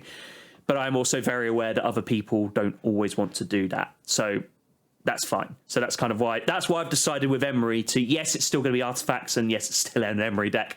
But I want to try and lean more towards creating artifacts and leaning into that artifacts era more so than I'm just gonna I'm gonna untap everything constantly, I'm gonna do this, I'm just gonna build this point that it doesn't matter if it guy's gonna come back from my graveyard, it's gonna be AB. Do you know what I mean? That's kind of how I'm trying to just put a bit of a flavor on the deck more so than the classic. Do you know what I mean? Yeah, but you can hang a bit of an irregular strategy on a good commander. Yeah, that's often what's needed to kind of hold a pile of jank together. Whereas, doesn't sound like you're building jank, but no. Don't get me wrong. It's definitely not jank. But equally, if you was to put I also sometimes find if you put high synergy into very low-powered commanders, you play a very different commander game. That it either does it or it doesn't. It can be, and that's for me where that fairy deck fell into. It fell into that category that it either does it or it doesn't. Even though you've got all the synergy, it just doesn't quite play how I was wanting it. You might just need like 10 or so cards to make it a little bit more consistent. It's like the main thing is obviously is what some of these more modern precons do is that they're a little more consistent in what they do, like you say, because it's just a singular theme. Yep. It's just a lot more consistent. Yep. But in terms of your Emery deck, it's like you might find it's like you can say, oh, it's not that Emery, but everyone will still attack and kill you. Unfortunately, it's the same. It's the same with the Kenrith. Your commander, right? It's the same as a Kenrith deck, and it's the same as an Urza deck, and it's the same as with all of that ilk of type of commander.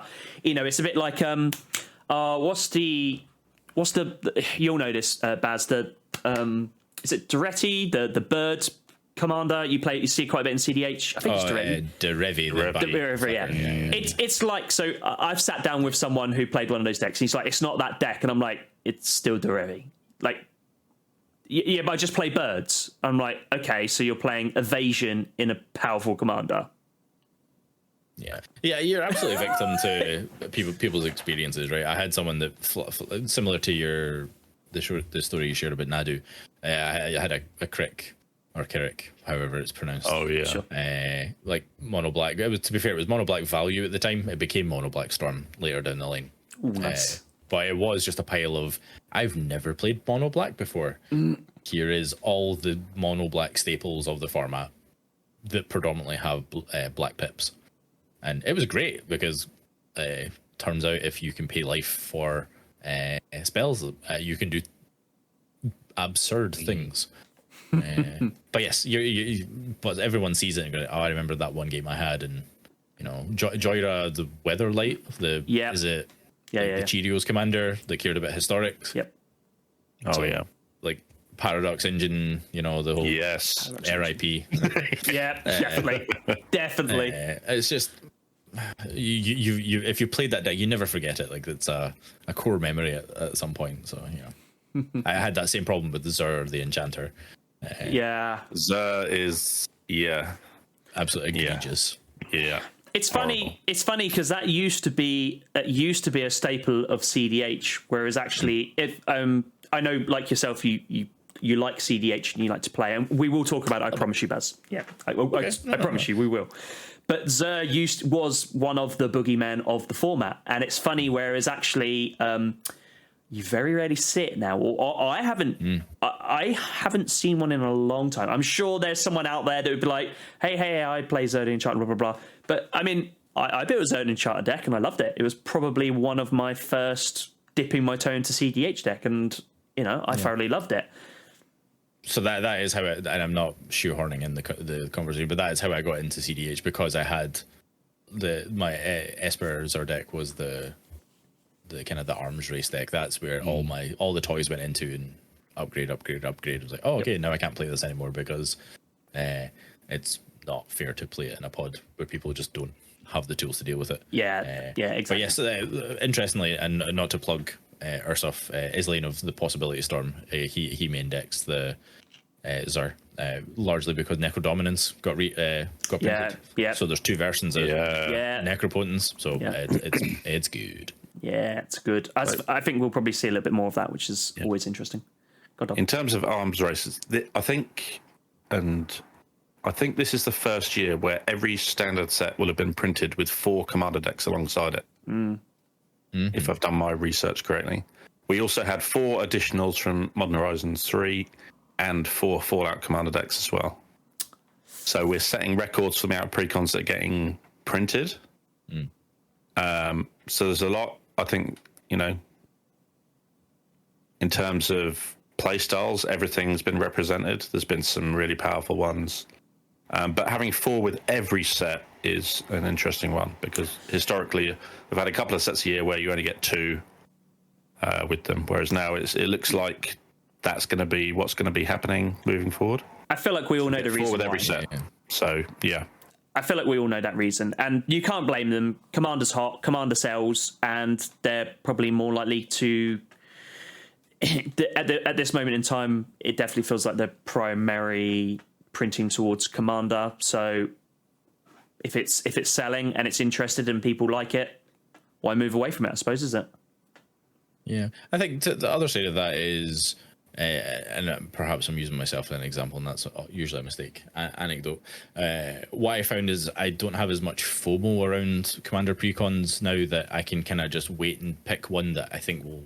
I do agree with that. Kind of like jazz with me better. Like I mentioned at the top of the pod, really excited for Aminatu. Yeah. I haven't played like a top of your deck matters sort of strategy ever, so quite keen to lean into that, because there's been so many that I just have not taken my fancy at all. Yep. I think I'm trying to remember the last time I bought a precon, and I think it might have been one of the 40k decks, if I'm being totally honest. Yeah. Oh no, Siddharjabari again, Esper Knights, and that's still my pet deck just now. I love it. Really powerful. Again, it's repeating what I consider to be a design mistake in terms of its abilities, and the fact that it's eminence, so you don't even have to cast your commander for it to impact the game, which is an interesting one. Certainly not something I thought they'd return to, but actually, yeah, I do have that deck, and it's really fun.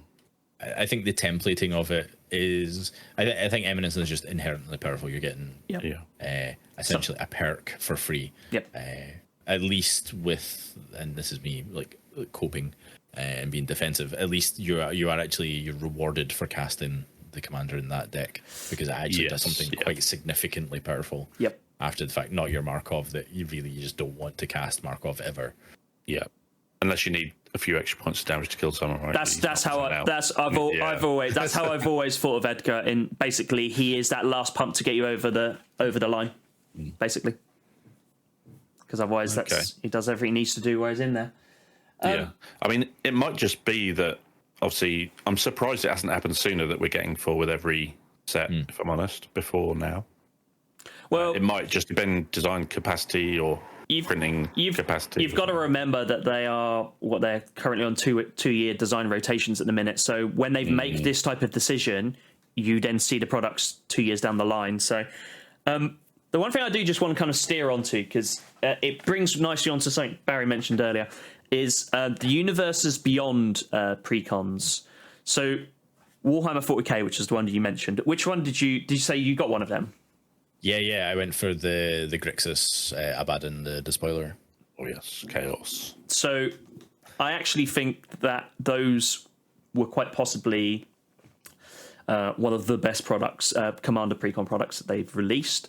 I know there's going to be nostalgia attached to this, but I'm going to push that to one side, because actually I think the main things that I really love about it is the artwork is just spot on, the cards are spot on, the flavor text is spot on.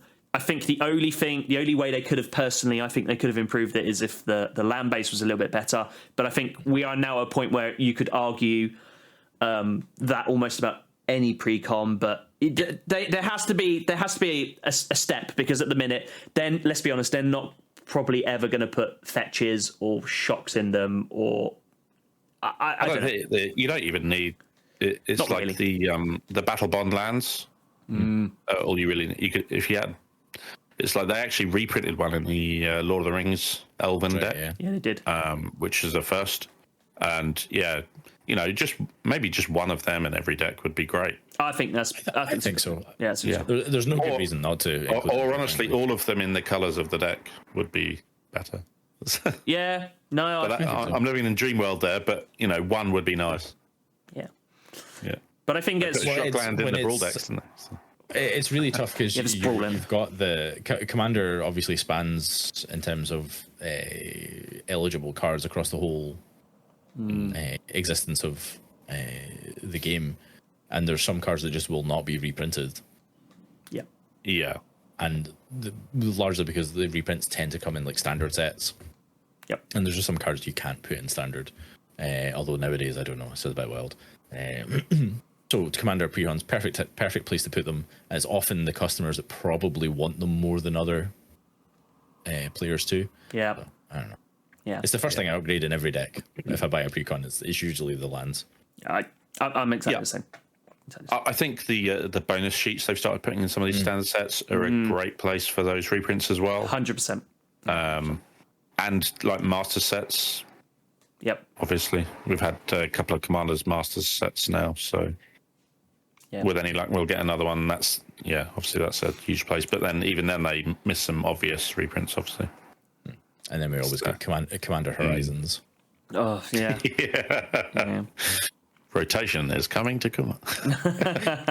Sorry, internet, don't hate me. I'm just messing. Nah, okay. But what the 40k decks, the thing that I liked about them the most, and I thought about it immediately when you were talking about how Dom, there's always one deck that kind of stands out. I actually feel it. Well, the Necron deck's the best. Let's not lie, but I felt like as a product of 4 decks, they work great. They play together fantastic. Yep. And I've never had a bad time playing them. I think that I wish I had bought all of them to keep them, because I still have the precon I did buy. I'm not going to change it.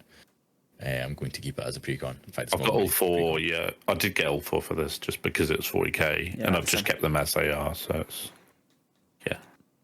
My biggest gripe, because I'm a fan of the franchise, was just that there was like orcs weren't represented. Oh yeah, we discussed this on previous podcasts. I'm trying to keep it very, and I like the podcast when you did it, but that is my biggest gripe of them. Like there wasn't enough, and I think that's we are with you as well. More of a compliment of the set is like I wanted more of it. Yeah, 100%. I think we've just got to hope that they'll expand the license and we'll get some more of these, and maybe even a full set. It's got to be the way, especially with obviously you got the Fallout stuff that kind of semi-tied in with the TV show. I'm disappointed we didn't get cards from the characters from the TV show. Was I think a miss, certainly from one of the secret layers maybe. Yep. But okay. Obviously Amazon are going to be doing this Warhammer, hopefully, fingers crossed, they'll be doing this Warhammer 40,000 thing with Henry Cavill at the head of it, and then maybe that'll be the time that we start to see these crossovers again. Maybe. Yeah, potentially. So, but don't take out too much limelight of Marvel when that set drops. Yeah. Like that's going to be huge, right? Yeah. I'm so glad it's Marvel Comics instead of like Marvel Studios. Like I cannot wait for the if they just done the old school comic styles. I'm going to be all in. Like I'm going to be sold to it. It's almost guaranteed. I can't do on a podcast. You'll get these kind of 90s era foil cover showcase arts. You'll get like the Golden Age showcase arts, won't you, and things like that. And that, you'll probably get them in the main set, and even they can do even crazier stuff in secret layers and things, can't they? So I'm always torn because I love I'm a sucker for showcase arts. Like I love that whole arts, but I'm also a big proponent of like accessibility as well. So I really hate it when you can't read a card. Particularly when it's printed into like a set. I don't mind it so much when it's secret layer, because that's the place to go wild, right? Do you mean like the One Ring and Gandalf, the crazy ones that you kind of have to be like, Love them, absolutely love them. Beautiful. It's even my kind of like style of art. Like I love it. Yeah, the Gandalf one is amazing. Gandalf acid trip style, so cool. But reading it is an absolute just awful nightmare, isn't it? Yeah, I got one of the Tevish Zats that's like the rock and roll poster style. Yeah. It's cool. It's so metal. It's amazing, but you can't read it. It's not. It's just not cool in that regard. Anyway, I digress. Yeah, of course. It's secret layer is definitely the space for that kind of thing. Yeah, I do agree with that. Like definitely, because they're sort of like those pet cards, those one-offs. They're the type of thing where, and realistically, if you're playing those cards, this is where I fall a bit foul sometimes. I'm terrible at remembering exactly what cards do, but so like one of my like the what were the ones from? I'm looking up the bundle box and I can't remember what it's called. You're talking about the Phyrexian language cards? It's not. But although they were very, horrible for new players. They were very good, but yeah, you're right. We had I played with good friend Stu, and someone played one of those cards. It's like, here you go. Can I read it? It's like, hand it to you. Yeah. No, you can't read it unless you've really, really brushed up on your Phyrexian language. I've been caught with it as well. Yeah. Okay. I have a proliferate deck, which is a veiled way of saying I have an infect deck. It has the new Vraska. And it was cheaper to get the Phyrexian one, so I'm going to get the Phyrexian one. And I play on Spell Table predominantly. I don't really actually play in person a lot, which is why I love going to events. But I keep getting caught out when I play it in person. I'm like, I don't know what it does. Scryfall or Gatherer is your friend. Oh, absolutely. Oh, backbone as long as of you the online can, community. Yeah. So the set it's still got that code on it. So the set I had forgotten was the Mystical Archives, so the Japanese versions. Okay, yeah. They are phenomenal, and I love them. But there are cards in there where I would be like, I cannot remember the exact wording, so I don't speak Japanese. So I feel like it would be not fair of me to play it, because it'd be like, oh, I'm going to play this, and I'd either get it wrong, or someone would be like, what does it do? And I'm like, let's Google this. It's like in the upcoming Dustmourn set, they're doing these Japanese art they look so cards, but obviously the language is English on 60% of them. But you still can have a chance in an English booster of getting the Japanese version. I think they said about 30%. But I'm a massive fan of the Japanese art they've done over the last few sets, and all the way back. Even like it kind of started for me. It started at War of the Sparks for me a little bit. The Japanese Planeswalker ones were just. They're chef's kiss. Slam dunks. Yeah, 100%. But I'm a massive fan of that art style, and I'm so glad they're putting more of it into it. And I know they're not constantly throwing it, but yeah, I'm so glad they're doing more of it, because it is just phenomenal. I love it. Love it. Anyway, I also like Really Pretty cards. So that name is also taken, by the way, remember? Yeah. So let's go back to let's put a bit of a circle under the precons then. So, what do we think? What do we think in general? Well, two things, both of you. What do we think about the general state of play of precons at the minute? And what do we think they're going to do to change them up? Do we think that they're going to start powering them up even more? Do we think we're going to stay where we are? Do you think we're going to drop it? Like, what are our thoughts on what's probably coming down the pipe then? Yeah, I honestly haven't been playing Magic very long, but I keep being surprised at some decisions that happen to happen on the WotC side of things. I think inevitably the things would just be more powerful. I don't think there's a world where Magic gets slower or less powerful.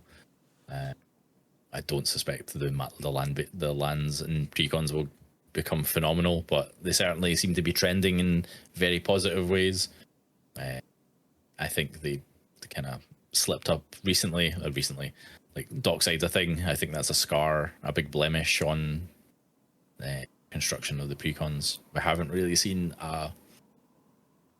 I don't want to say a mistake, because Dockside's excellent. I love it. So hold on, I'm just going to step in there. So what about the free cast ones when your commander's out? So what about those? What about those type of cards then? What do you think about those in a precon? Yeah, good. I think they are specifically kind of like the flares, not so much your pacts and things like that. No, not your pacts. So deflecting SWAT. Yeah, they're the ones. Of course. Look, my God. Yeah, Courier. Cycle, right. Yeah. I don't know. I think it's fine. But it was an example of some of them were so much better than others. Like a free counterspell is not the same as a free fog. A free redirect is not the same as making your creatures indestructible for free. It's. But is there a question to be asked as like, does green need any more aggressive ramping, or does it need free ramp? Does it need anything else in that respects? No, and that's why their flare was sorcery speed. Yeah. And all the rest of them were instant. Yeah. No, you could have a free fight spell. Yeah. Would be an interesting one. Maybe that's the next thing. Maybe the next thing they start doing is like dual coloured freebie ones, so you can have Gruul, Azorius, or whatever, like the Orzo ones. That's an interesting one. I haven't considered that. Yeah, Gavin's hey, you know what I heard first? I think it'd be cool. So I'm a big fan of when you have, like, I really liked the guilds, and I like the idea of the guilds. I like the way they pieced them together. I mean, I love Azorius, you know, we all know that. But I really like the structure of it, because when you play monocolor, sometimes you can just be a bit ring-fenced into one way. Whereas when you play with other colors, it opens the ballpark up so much more. When you start doing free, there's almost a bit too much, but I actually really like the idea of that. And there's plenty of examples where they're doing dual-coloured commanders in Precons, and I wonder if that's a design space they may consider. You know, so you could get an Orzhov one that would be maybe leaning towards like a Death and Taxes type freebie effect, or a Gruul one where you could have a fight effect, or a Demir that maybe mill. Do you know what I mean? Like that type of stuff. Yeah. And I think that'd be a really good design space. I mean, I'm sure there would be people out there that would be screaming now, going to be like, no, how dare they? It's too much power, or whatever. But yeah, exactly. They're printing some cards recently that just counter any spells that didn't cost mana, right? There's a few those kind of effects. One just got banned in Legacy. Yeah, you just have to be a little careful with these type of stuff, because let's be honest, free spells are very powerful. And although I like power and I love playing with power, we'd have to be a little bit careful. And there's two sides of why we have to be careful. One is because of the power level, but also with power level comes cost. And this is where we need to be a little bit careful, because like what Barry sort of said earlier, you know, it's a fantastic format and it should be accessible. I don't have a problem if someone wants to, you can have a version that is a couple £100. That's fine if that's what you want, you know, but it should be generally a bit more accessible to people. I know that's not the perfect marketplace and that's not how this stuff works, but there needs to be both sides of that coin. There needs to be the sign that allows the collectors to have their flair. You know, the collectors like myself to have that flair, to have the shiny stuff, to have the really nice stuff. But it should also be, you know, it should be you should be able to get it in play boosters, potentially collector boosters at a push maybe. But it should be those prices that sometimes they can just be a bit wild. You know what I mean? Like too wild. Yeah. You know? I think free spells in general are a mistake completely, because you should be able to look over your opponent, see all their lands are tapped, and then it's safe to do what you like, right? See, that's why in general. See, that's there's nothing wrong with That's why I like the option of free spells. I wouldn't want it to be the total game is free spells, but that's why I do like it, because actually there is still that opportunity. You still have to play around certain things, which should be leaving a couple of your mana untapped. You can do.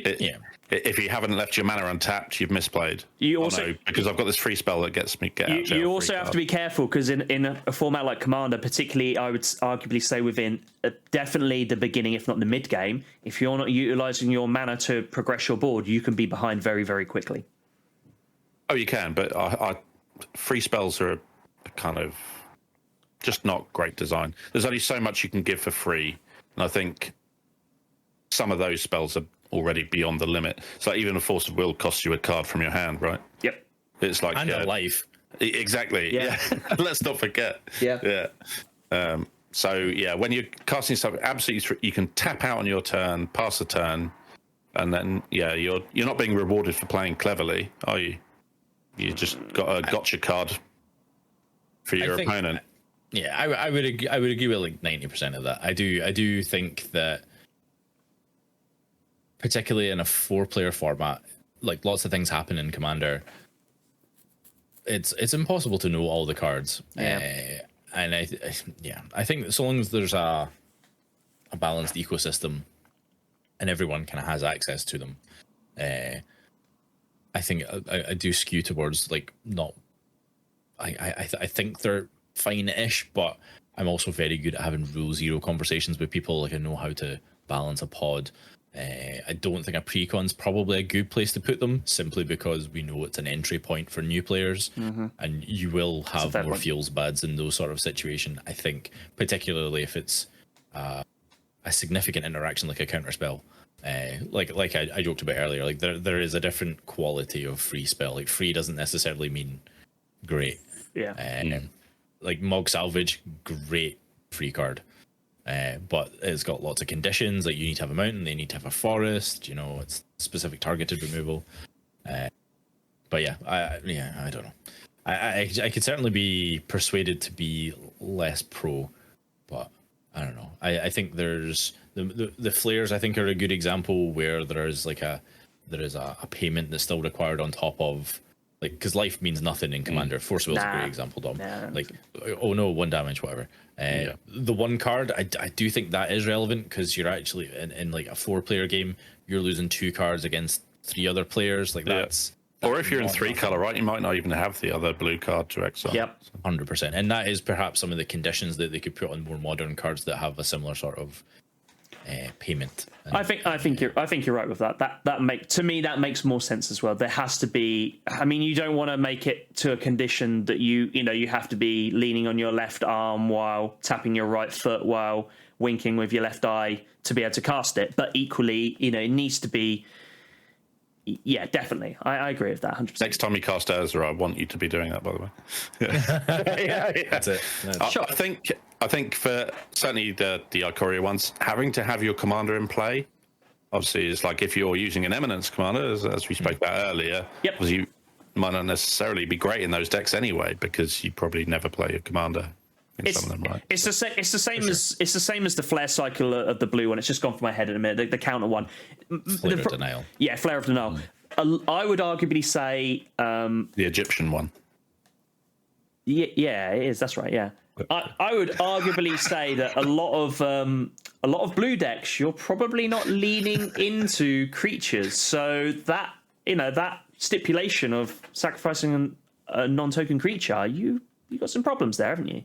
Yeah, non-token specifically is very, very relevant. That's the difference, isn't it? Yeah. If it was creature, it'd be a bit different, because you could just pump out servos or Fopters or whatever you want, and that then becomes that then becomes a lot more of a powerful card. It's a true cost rather than sacrificing your token. Yeah, exactly. You're having to give up either, say, like, I don't know, maybe something with Defender or whatever blue may be doing, or your flyer that actually may be just nicking in for 4 damage at a time or something like that. Look, you're having to actually make a sacrifice. So yeah, but then you're having to build it into a deck that has actual blue creatures. It's not just like any creature either. It has to be specifically a blue creature, so it means that you're weighted into blue. I'll be honest, you're not 5 color. I don't put that card in many of my blue decks just because it doesn't meet those stipulations. Exactly. I don't have enough creatures enough in the decks that want to do that type of interaction. Like, I often have like 12 creatures in my entire deck, and none of them I want to.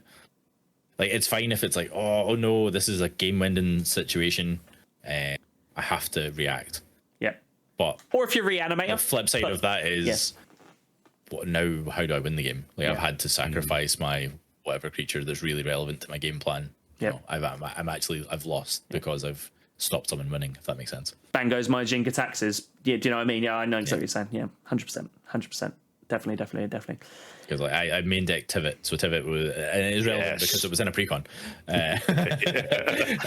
I was asked the question of, would you play that in your Tivit deck? I was like, if I'm having to sacrifice Tivit after paying 6 mana for it, no. Yeah, I cannot include that card. Depends how many treasures you've managed to save up over the game, I guess. Not many normally. Yeah. Dockside is a card. Yeah. But yeah, I think it's a fair question around free interaction. Like, I liked that the Ikoria cycle encouraged people to cast their commanders. I've played so many games where people don't cast their commanders. So I thought that was, if we look at it in good faith, it was a very successful in encouraging people to cast their commander more. Yep. The flip side of that is it's often played in like partner commander decks. Yeah, your Rog Rack that costs 0 and it's like, oh cool, all my Ikoria free spells are online. Yep, very, very, very much so. So let's finish up because we're getting close to the finishing point. This is unlike me, and you won't notice, Barry, but normally we come to do these pods and Dom hasn't eaten. But whereas today it's me that hasn't eaten. And I think get stuffed, we're going for another hour. Just leave it recording. Me and Dom will have a chat. It's fine. Don't get me wrong, I am hoping to go get stuffed and eat something very, very soon, that's for sure. Not necessarily in that order. Whoa. Not that type. We're not quite at the watershed yet, lads. No, we're not quite there yet. Maybe give 5 more minutes and we can make those jokes. But So we have skirted around this a couple of times, but let's just touch on to, and I know this doesn't involve Precons, unfortunately, but as you're here, Barry, it'd be rude not to touch on cEDH, because I know you're, like me, you're a big old fan of it.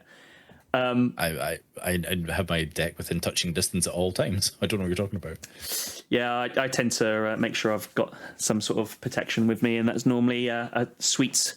I can see him winking at me. My Urza deck, literally, he's looking at me right now. He's like winking at me. Bless his little heart.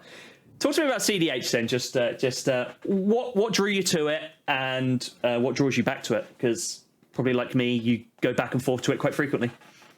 Not as frequently as I would like. Yeah, me too. And it's funny that I have such a reputation for loving it, and I don't get to play it very often at all. So I'm looking forward to Command Fest, getting to play with some of the cEDH UK folk. But yeah, I do think there's a slither of relevance to precons, because we're talking about precons that are getting more focused, ergo more powerful. Yep. And that is essentially what cEDH is. It's a very all-in way of playing the game. High synergy. With high synergy, with the perfect rule zero of everyone's allowed to win the game. Yep. The frustrations come when people do things that, don't try and win the game and allow others to win it, kingmake, if you will. Sure. But like that's Commander, that just happens. But yeah, it really is that. It's that whole. It's very easy to play because there's not a lot of mental energy used around that, making sure everybody's got the perfect deck to play. Yep. It's very much a shuffle up and go. The games don't tend to last very long, although they do. Like that's not necessarily true of all of them. No, I agree. I've played plenty of cEDH games that have gone for hours. Yep. Again, it's Commander variance. It is what it is. But I do like kind of when games end, particularly if I win them. But I do like to play lots of games. Like I like to kind of get through it. I like when decks do their thing. I'm not a big fan of sitting with cards in my hand and just, like land pass or I missed a land drop, which does happen a lot in cEDH. Aren't you a control player? Okay. Mr. Land Pass. Personally, I love it. I'm a land pass. No, that is fair. You got me. All right. But yeah, like I don't know. It's just I like playing with powerful cards. Like truly, like I think there is a social stigma around playing certain types of cards, which I think is correct in a lot of scenarios. Largely because I don't think people know how to talk about their decks or the types of experiences they want to have. It's the hardest part of the game for me that I've observed is people don't necessarily know how to talk about what their decks do, or they don't know how to communicate the type of experience they want to have. Yep. Because also as humans, you want to say yes, you want to just, let's just play, and then someone's playing mass land destruction and you're just going to have an awful time because you weren't prepared for it. But that is not the case in like cEDH often, although mass land destruction isn't really a thing. No. It's about trying to win the game. So what I'm trying to say with that is, yeah, like it's kind of like the guilt-free way of playing EDH. So you get to play the mean cards because it's under the guise of, well, we're actively trying to end the game. It is the competitive version of the social game. So probably a good distinction to do, like tournament EDH and competitive EDH. That is like a newer sort of distinction that's becoming part of the vernacular as well. But yeah, I don't know. It's just I have the most fun playing powerful spells. I agree with you.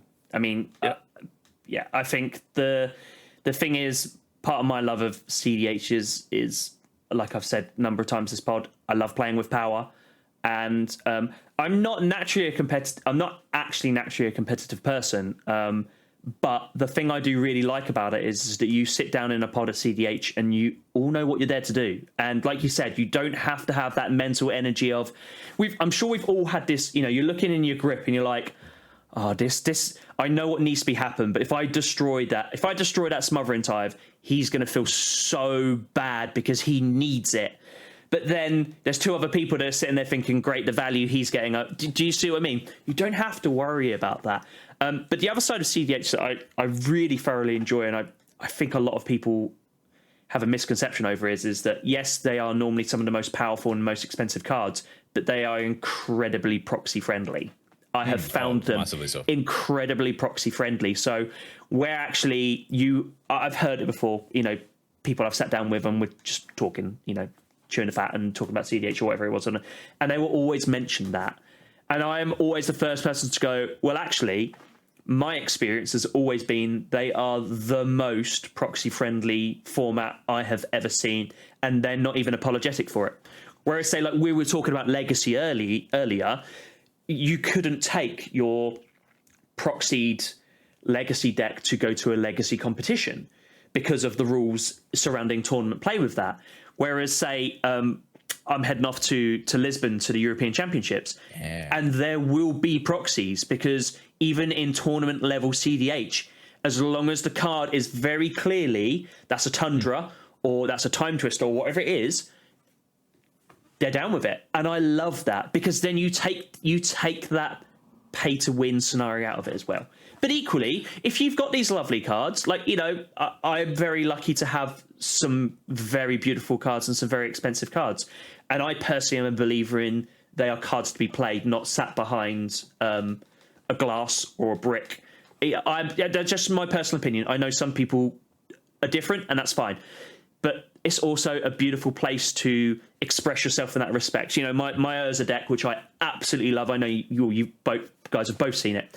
I bling out as much as possible, and yes, there's some very expensive cards in it, and it is an absolute joy to play, and I love it. I absolutely love that deck because it brings everything together, and that's part of the reason why I love cEDH. I can do everything I want to do in one pod, which is to play the most powerful cards in the most beautiful, blinged out way, and I can sit down with other people, and do you know what? Even if their decks is mainly proxied, or even if all the big staple ones are, I don't have a problem with that. I've got literally to the right of me, I've got a pile of some proxy stuff where I was looking to build some powerful stuff. I don't have the money to have loads of Time Twisters knocking around, or because I'm terrible. I'm one of those people. I don't like. Although I do it, I hate sitting there having to swap 5 cards out of one deck to put into another one because I feel like I'm wasting people's times. And then there's nothing worse than when you swap it over and then when someone sort of says, oh, actually, that's a bit high powered for the level. Can you change out? And then you're like, swap them back out and then just say, do you know what I mean? Yeah. That's my laziness more so than anything. But equally, I don't have a place to have Time Twisters knocking around. So there are certain cards where I'll have to accept my fate, and one of them that's absolutely fine. But it's one of the great things about Commander. You don't need play sets of anything. No, exactly. A one of. So if you've got that one of card, it's perfect. But I think it's something that I definitely would like to get you into a little bit more of, Dom, because I think I know you've got some high power. I've got my Tivit deck. Yep. Yeah, it's just fun. Yeah, it's just fun taking infinite turns with my time. It's brilliant.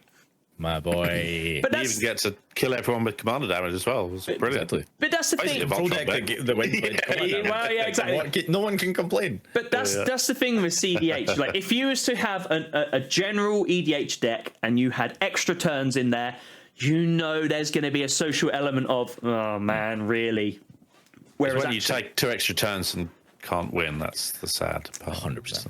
Yeah, that is what it is, and that type of stuff, unfortunately. But that's also Commander. Sometimes that happens. Sometimes you just explode. You're explosive out the deck. It's like what we had with Dingus on the Streamathon. He was so far ahead because he had an explosive start. Sometimes that just happens. I mean, we were playing high level, but it just happens, doesn't it? Yeah, but it's to your point around like land destruction we talked about. It's like often decks just aren't ready to interact at certain points in the game.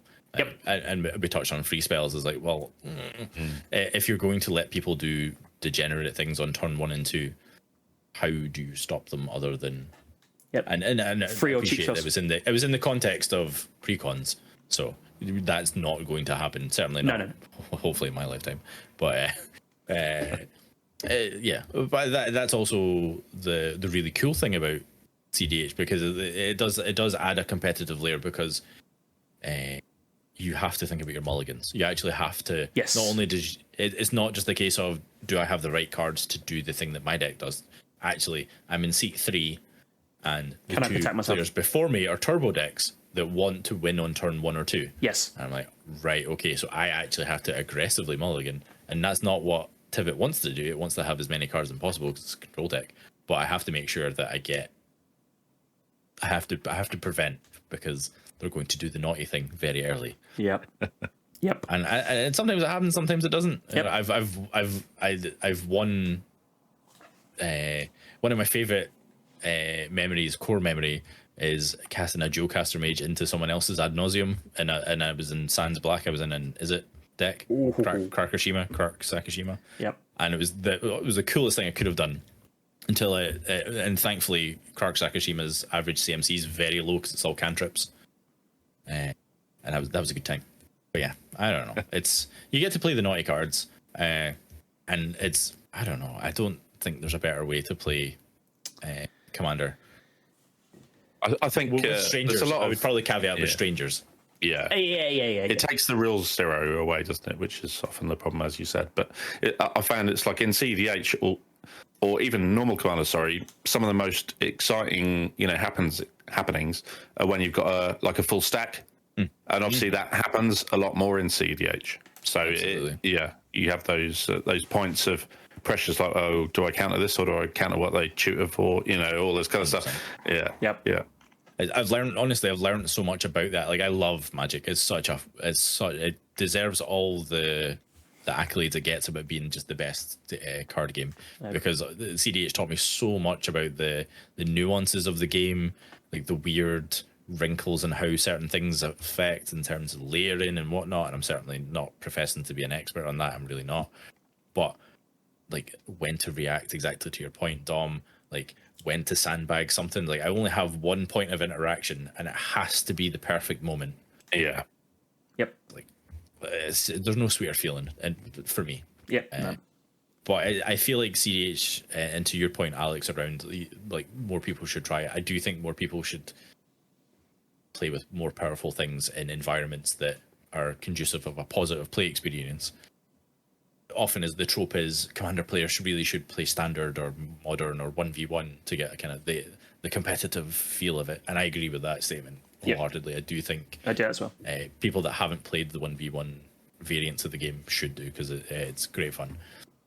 And I do think the converse is true of cEDH. I do think people should play with the most powerful things in a deck that knows how to like have them in the deck. You're not just dropping a Gaia's Cradle into your Elves deck. You have that perfect synergy almost.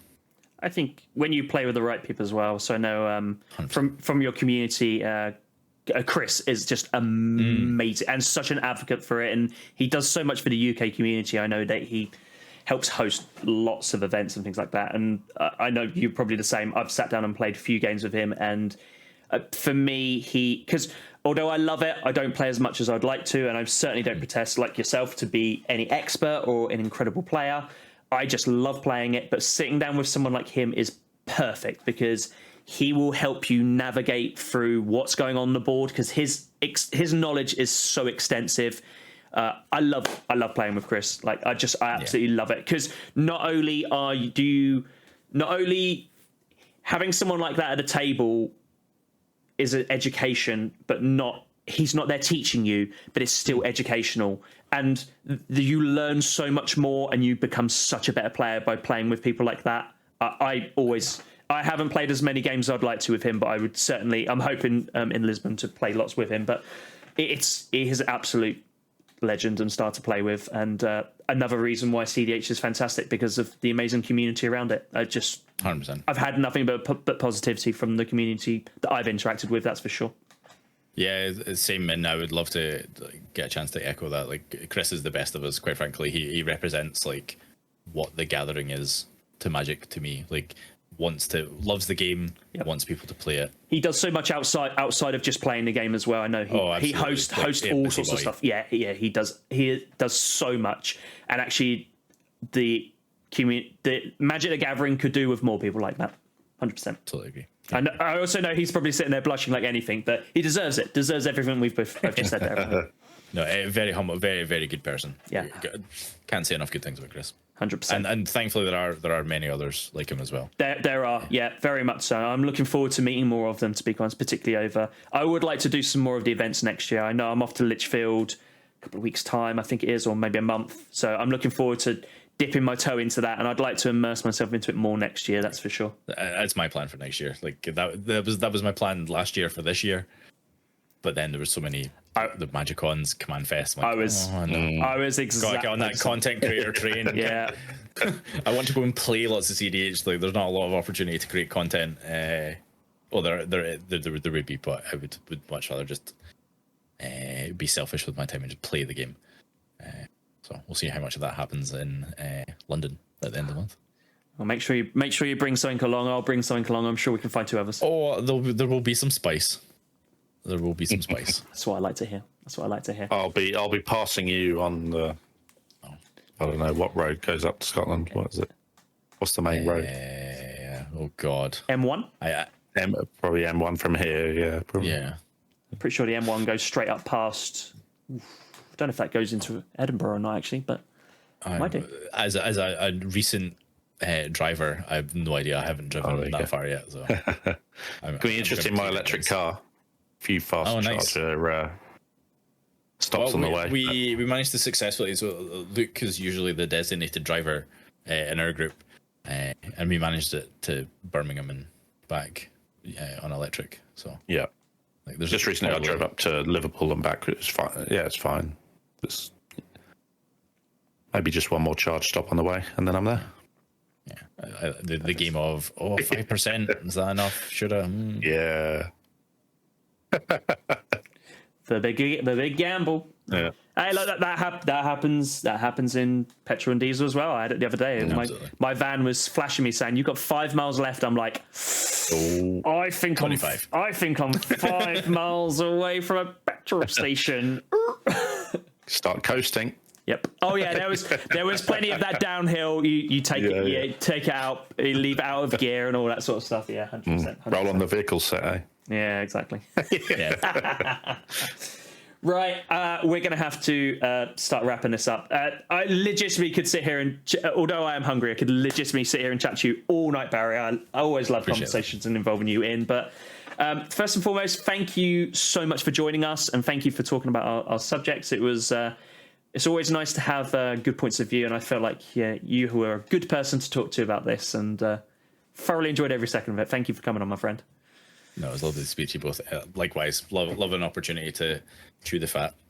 We'll definitely be inviting you back on at some point. And like I sort of said earlier, I definitely would like to get Dean and Luke on at some point as well. I'm a firm believer. I got a real soft spot for Dean and Luke. I love playing games with you, and I love chatting to you, Baz. But I've got a real soft spot for those two as well. Luke has got a wicked sense of humour that I absolutely love.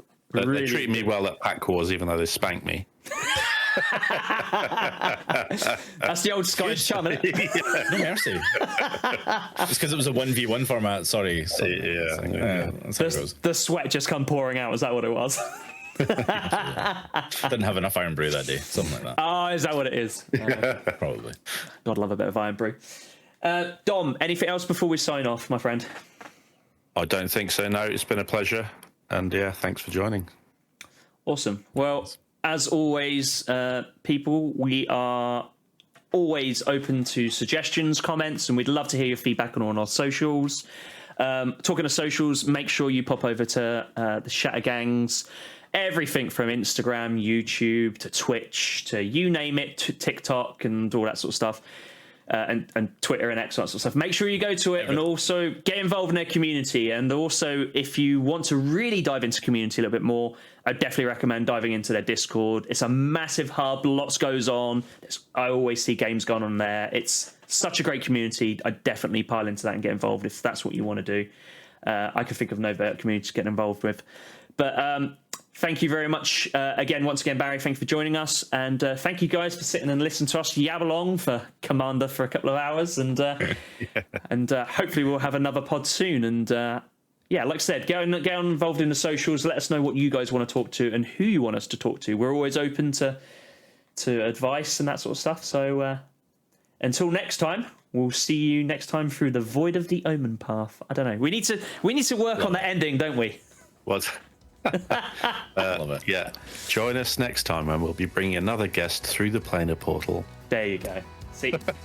See, I told you, Dom is the brains. Well, planar portal is something different, so we still need to work on it. Yeah, we definitely do.